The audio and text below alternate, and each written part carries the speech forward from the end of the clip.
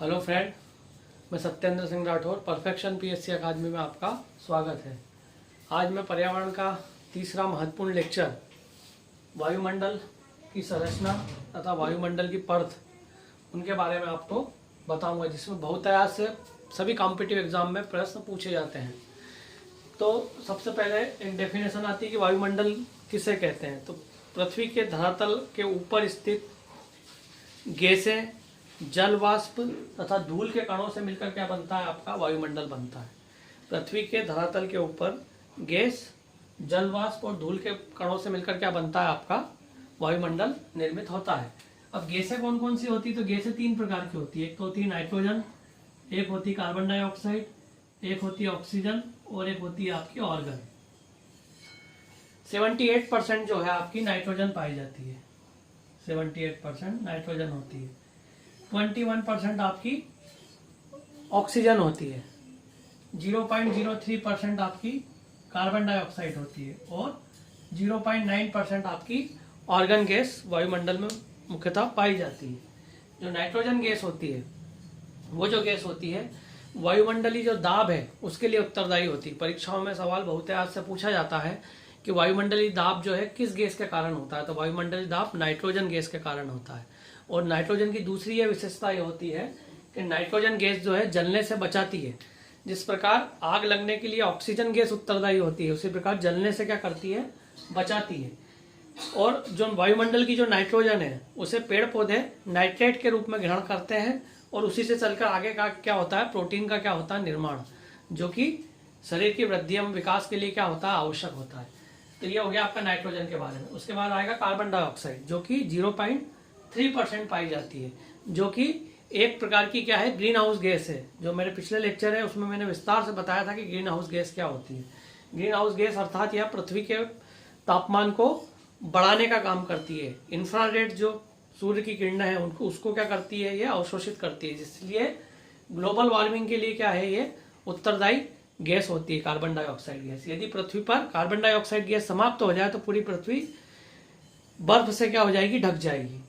तीसरी महत्वपूर्ण है ऑक्सीजन, जो कि एक प्रकार की क्या है, प्राणवायु है, जो कि 21% पाई जाती है। प्रकाश संश्लेषण की क्रिया द्वारा कार्बन डाइऑक्साइड लेकर पेड़ पौधे क्या करते हैं, ऑक्सीजन को क्या करते हैं, रिलीज करते हैं, जो कि मनुष्यों में श्वसन के क्या आती है, काम में आती है। इसके अलावा ऑर्गन गैस होती है 0.9%। फिर हम आएंगे जल वाष्प। तो इन्वायरमेंट में 4% क्या पाए जाते हैं, आपके वाटर वेपर पाए जाते हैं, जल वाष्प पाए जाते हैं, जो कि बादलों के रूप में, कोहरे के रूप में, धुंध के रूप में पाए जाते हैं जल वाष्प। इसके अलावा धूल के कण होते हैं, और धूल के कण जो होते हैं, धूल के जो कण होते हैं वो वर्षा के लिए क्या उत्तरदायी होते हैं। अर्थात जो जल वाष्प जब धूल के कण से मिलता है तो वाटर वेपर क्या होते हैं, नीचे पृथ्वी पर आते हैं। तो ये तीन चीजें जो है वायुमंडल में मुख्यतः पाई जाती हैं। एक है गैसें, जल वाष्प और धूल के कण। अब अगला जो टॉपिक इससे ही रिलेटेड है उस पर भी बहुत सारे क्वेश्चन बनते हैं। वायुमंडल की कितनी परतें होती हैं, तो वायुमंडल में मुख्यतः परतों के जो नाम है वो देखिए। सबसे निचली जो परत है वायुमंडल की कहलाती है क्षोभ मंडल, फिर उसके बाद वाली कहलाती है समताप मंडल, तीसरे नंबर की कहलाती है मध्य मंडल, चौथे नंबर की है आयन मंडल, पांचवें नंबर की है ताप मंडल या थर्मोस्फीयर, और छठे नंबर की आपकी बाह्य मंडल या एक्सोस्फीयर। तो वायुमंडल में यदि सब परीक्षा में सवाल आया कि कितनी परतें होती हैं, तो वायुमंडल में ऊंचाई के साथ साथ 6 परतें क्या होती हैं, पाई जाती हैं। जो सबसे निचली परत होती है वायुमंडल की, पृथ्वी का जो धरातल है, जैसे ये घर बना दिया है मैंने, ये मनुष्य बना दिए हैं, पहाड़ बना दिए हैं, तो ये धरातल से 18 किलोमीटर की ऊंचाई तक जो परत पाई जाती है उसे बोलते हैं क्षोभ मंडल या ट्रोपोस्फियर कहा जाता है। इस ट्रोपोस्फियर में ही आपको क्या मिलेंगे, बादल भी इसी में मिलेंगे, आंधी तूफान भी इसी में होगा, है ना, धूल के कण भी इसी में पाए जाएंगे। तो मौसम संबंधी समस्त गतिविधियां, अर्थात ओलों का गिरना, बारिश का बनना, तूफान का आना, ये समस्त, आंधी का आना, ये समस्त गतिविधियां आपको कहाँ मिलेगी, क्षोभ मंडल या ट्रोपोस्फियर में पाई जाती है। इसकी ऊंचाई कितनी होती है, धरातल से 18 किलोमीटर की ऊंचाई तक आपका ट्रोपोस्फियर या क्षोभ मंडल पाया जाता है। जैसे जैसे ट्रोपोस्फियर में आप नीचे से ऊपर की ओर जाते हैं, अर्थात 165 मीटर आप ऊपर जाते हैं, तो 1 डिग्री सेल्सियस तापमान क्या होता जाता है, कम होता जाता है। ये आपको एक महत्वपूर्ण पॉइंट याद रखना है कि जैसे जैसे हम ऊपर जाएंगे तो टेम्परेचर क्या होगा, कम होता जाएगा, लेकिन प्रेशर क्या होता जाएगा, इंक्रीज होता जाएगा। जैसे जैसे ऊंचाई पर जाओगे तो दाब क्या होता है, बढ़ता है, और टेम्परेचर क्या होता है, कम होता है। तो ये हो गया आपका क्षोभ मंडल। इसमें जो सबसे महत्वपूर्ण सवाल ये आता है कि मौसम संबंधी समस्त गतिविधियां कहाँ पाई जाती हैं, तो कहाँ पाई जाती है, आपकी क्षोभ मंडल या ट्रोपोस्फियर में पाई जाती है। फिर उसके बाद 18 से 50 किलोमीटर तक की का जो क्षेत्र है वो कहलाता है आपका समताप मंडल। समताप मंडल जैसा कि नाम से ही स्पष्ट है, इसको स्ट्रेटोस्फियर कहते हैं। इसका तापमान क्या होता है, समान होता है, अर्थात इसमें मौसम संबंधी डिस्टरबेंस नहीं होता, अर्थात आंधी तूफान या टेम्परेचर में डिफरेंस इसमें नहीं पाया जाता जिस प्रकार निचले वाले स्तर में पाया जाता है। तो समताप मंडल अर्थात इसका तापमान समान होता है, इसका मौसम एक जैसा होता है इस मंडल में पूरा। इसलिए इस मंडल की सबसे प्रमुख विशेषताओं में एक ये होती है कि वायुयान जो उड़ते हैं वो समताप मंडल में ही क्या करते हैं, गति करते हैं। ऐसे वायुयान बना रखा है मैंने, हेलीकॉप्टर बना रखा है, तो वायुयान आपको समताप मंडल में ही क्या करते हैं, गति करते हुए मिलेंगे। इसके अलावा वायु समताप मंडल में सबसे महत्वपूर्ण, अति महत्वपूर्ण एक गैस पाई जाती है जिसको बोलते हैं ओजोन परत। ये जो ओजोन परत है ये सूर्य के प्रकाश से आने वाली हानिकारक अल्ट्रारेस किरणों को पृथ्वी पर नहीं आने देती, और इसे समताप मंडल में ही क्या कर लेती है, अवशोषित कर लेती है। अर्थात हानिकारक यूवी रेस से पृथ्वी की क्या करती है, ये रक्षा करती है समताप मंडल में, ओजोन लेयर। इसके बारे में मैंने विस्तार से पिछले लेक्चर में बताया, डिस्क्रिप्शन में आप उसको देख सकते हैं। फिर समताप मंडल के बाद वाला जो स्तर है 50 से लेकर के बाद 80 किलोमीटर तक का जो क्षेत्र है वो कहलाता है आपका मध्य मंडल। यहाँ पर जाकर तापमान क्या होने लगता है, बढ़ने लगता है। मध्य मंडल में जाएंगे तो तापमान क्या होता जाएगा, आपका बढ़ता जाएगा।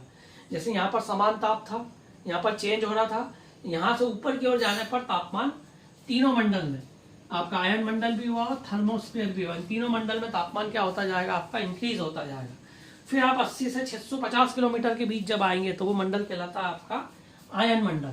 आयन मंडल की सबसे महत्वपूर्ण विशेषता ये है कि आयन मंडल की सबसे महत्वपूर्ण विशेषता ये होती है कि आयन मंडल जो है रेडियो वेव्स को क्या करता है, परावर्तित करता है, रेडियो तरंगों को। जैसे आपने देखा है कि टावर के माध्यम से जब रेडियो वेव्स ऊपर छोड़ी जाती हैं रेडियो प्रसारण में, तो इस मंडल से ये वापस क्या होती है, परावर्तित होती हैं, और पूरी पृथ्वी पर क्या हो सकता है, रेडियो प्रसारण आसानी से सुना जा सकता है।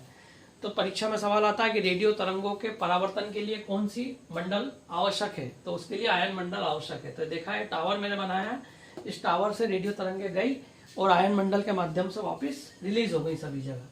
तो आयन मंडल की सबसे महत्वपूर्ण विशेषता कि इसमें रेडियो तरंगों को क्या करता है, ये परावर्तित करता है। फिर उसके ऊपर जाते हैं थर्मोस्फीयर या ताप मंडल बोला जाता है। इसकी कोई ऐसी खास विशेषता नहीं है, इसमें भारी गैसेस यानी तो उत्कृष्ट गैस या नोबल गैस जिसको बोलते हैं, जैसे हीलियम है, आर्गन है, क्रिप्टॉन है, जेनॉन है, ये गैसें इसमें पाई जाती हैं थर्मोस्फीयर में। फिर उसके बाद की जो लेयर आपको दिखाई दे रही है 10,000 किलोमीटर से ऊपर की जो क्षेत्र है वो कहलाता है आपका एक्सोस्फीयर या बाह्य मंडल। यहाँ से प्रारंभ हो जाता है अब आपका अंतरिक्ष। अंतरिक्ष जो है प्रारंभ हो जाता है और इसकी जो ऊंचाई होती है अनंत तक जाती है, अर्थात इसकी ऊंचाई अनंत है। तो 10,000 किलोमीटर से ऊपर आपको अंतरिक्ष पाया जाता है। तो अंतरिक्ष में 36,000 किलोमीटर की ऊंचाई पर आपको पृथ्वी से छोड़े गए जो सैटेलाइट है, जो इंसेट आपने नाम सुना होगा, वो इंसेट जो है क्या होते हैं, यहाँ पर चक्कर लगाते हैं। जो सैटेलाइट है वो 36,000 किलोमीटर की ऊंचाई पर एक्सोस्फीयर में चक्कर लगाते हैं, जिनके माध्यम से आप टीवी प्रसारण है ना, इसके अलावा मोबाइल को सुनना है ना, जो फोन पे हम बातें सुनते हैं, सब हम सैटेलाइट के माध्यम से सुनते हैं। यहाँ से क्या होता है, ऊपर जाता है, ऊपर से फिर पूरी पृथ्वी पर क्या होता है, रेडियो प्रसारण, टीवी प्रसारण और फोन की जो वो है सब, ये सब सैटेलाइट जो आपने इंसर्ट सुना होगा, insert 1B, insert 1C, insert 1C, तो ये 36,000 किलोमीटर की ऊंचाई पर क्या है, पाए जाते हैं। यहाँ पर फिक्स रहते हैं ये सैटेलाइट, ये पृथ्वी के साथ साथ क्या होते हैं, घूमते हैं सैटेलाइट इस तरीके से। तो 36,000 किलोमीटर की ऊंचाई को जियो सिंक्रोनस कक्षक या ऑर्बिट बोला जाता है। जियो सिंक्रोनस कक्षक कहाँ पाया जाता है, कितनी ऊंचाई पर पाया जाता है, तो जियो सिंक्रोनस कक्षक या ऑर्बिट पृथ्वी से 36,000 किलोमीटर की ऊंचाई पर पाया जाता है, जहां पर पृथ्वी के द्वारा छोड़े गए जो आर्टिफिशियल सैटेलाइट हैं, जो पृथ्वी के साथ साथ क्या होता है, सूर्य के चारों ओर क्या लगा रहे हैं, चक्कर लगा रहे हैं, वो पाए जाते हैं। कृत्रिम सैटेलाइट कहाँ पाए जाते हैं, तो उत्तर होगा आपका एक्सोस्फीयर में पाए जाते हैं। रेडियो तरंगे कहाँ पाई जाती है? तो आयनोस्फीयर में पाए जाते हैं। मौसम संबंधी गतिविधियां आपकी कहाँ होती है? तो मौसम संबंधी समस्त गतिविधियां आपकी ट्रोपोस्फीयर में होती है। ओजोन लेयर कहाँ पाई जाती है? तो ओजोन लेयर आपकी समताप मंडल या स्ट्रेटोस्फीयर में पाई जाती है। तो इसके बारे में और थोड़ा सा मैं बता दूं, इस पर भी ज्यादा सवाल बनते हैं। समताप मंडल में जो ओजोन लेयर है, उस ओजोन लेयर में धीरे धीरे क्या हो रहा है? छिद्र हो रहा है। क्यों हो रहा है? क्योंकि पृथ्वी के धरातल से क्लोरोफ्लोरो जो कार्बन है CFC, इसका जो क्लोरोफ्लोरो कार्बन में जो क्लोरीन होती है, वो क्लोरीन जो है ऑक्सीजन से क्रिया करके OCl बना देती है और प्लस O3 को O2 में बदल देती है, इस प्रकार। और फिर ये वापस क्लोरीन रिलीज होती है और दूसरे O3 पे क्रिया करती है और उसे OCl में कन्वर्ट कर देगी और इधर O2 बना देगी। तो ये एक चेन रिएक्शन चलती रहती है। तो एक क्लोरीन का जो अणु है CFC का, वो हजारों ओजोन के अणु को क्या कर देता है? परमाणु में क्या कर देता है? विघटित कर देता है। तो इसके कारण क्या हो रहा है? CFC के कारण क्या हो रहा है? ओजोन परत में क्या हो रहा है? छिद्र हो रहा है। इसीलिए वैश्विक स्तर पर क्योटो मॉन्ट्रियल प्रोटोकॉल 1986 में हुआ है कनाडा की राजधानी में, जहां पर ओजोन परत के संरक्षण के लिए 16 सितंबर को विश्व ओजोन दिवस मनाया जाता है। तो ये सब चीजें हैं जो कि अति महत्वपूर्ण है, जो कि आपको परीक्षा में बहुत काम आएंगी। इसका आप स्क्रीनशॉट ले लीजिए और कल नए पर्यावरण के लेक्चर के साथ हम वापस उपस्थित होंगे। धन्यवाद।